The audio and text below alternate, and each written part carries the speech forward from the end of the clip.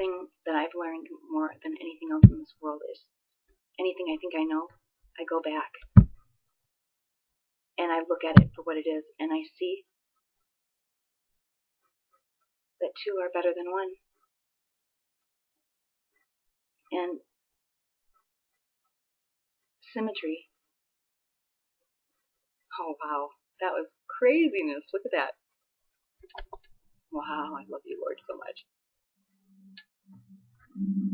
Oh, I love you, Lord. Symmetry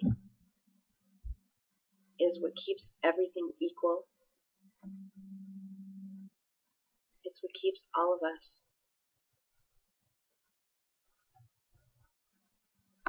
unified.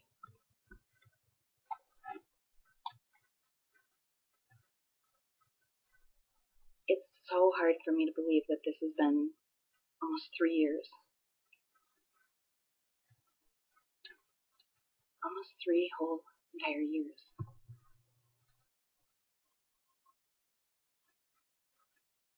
And to look at things and feel like I'm so much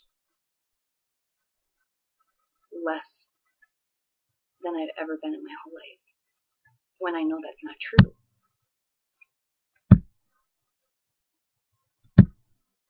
I know beyond a shadow of a doubt that all of the things that I have been set free from and that I continue to be faced with epic, seismic, catastrophic me. I'm hell on wheels. I can't even do anything right. And I've always had low self-esteem. I've always been insecure. I've always had excuses. I've always had justifications and reasons. I've always been, labeled because I label myself. I've always been inferior by my own choice. Because then, if I'm not, then I got to be vulnerable. And I found that in being vulnerable, it's got to be the most exhilarating thing I've ever chosen. She seems to think so. Pretty cool. Well, we think so. We know so.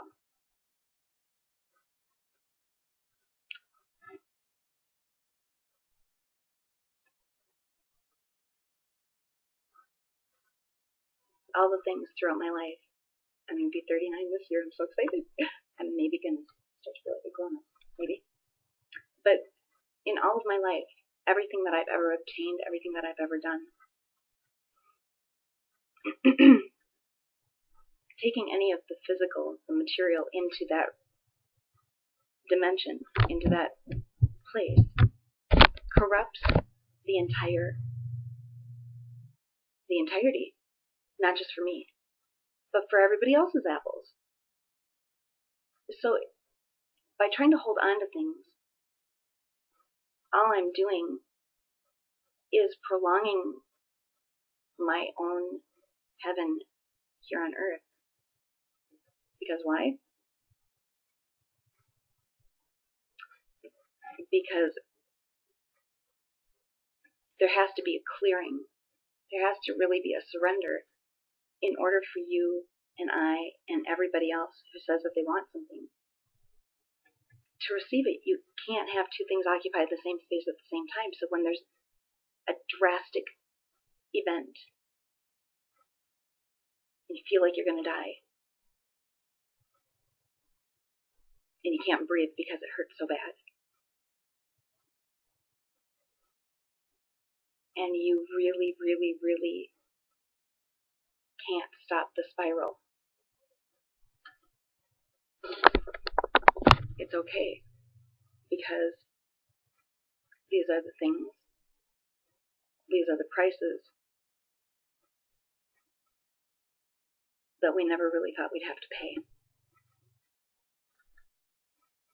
So when we do understand that we deserve nothing, we deserve death, we don't even deserve the life that we have, we deserve eternal punishment, damnation, ego will tell us otherwise. Ego will tell us that we deserve everything, to be unstoppable, to rule the world. I mean, all hail plankton. Get my chum bucket hat out and go, all hail plankton. I mean, for real. But no. I so thank God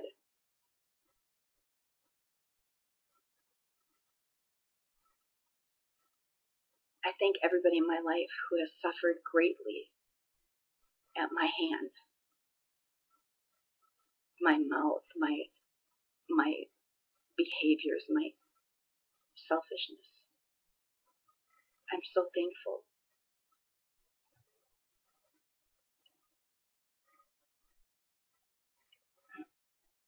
Because it gives me the ability to see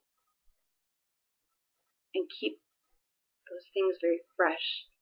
And so instead of being fearful about them, I continue to stay present so that I can see what to do and how to feel.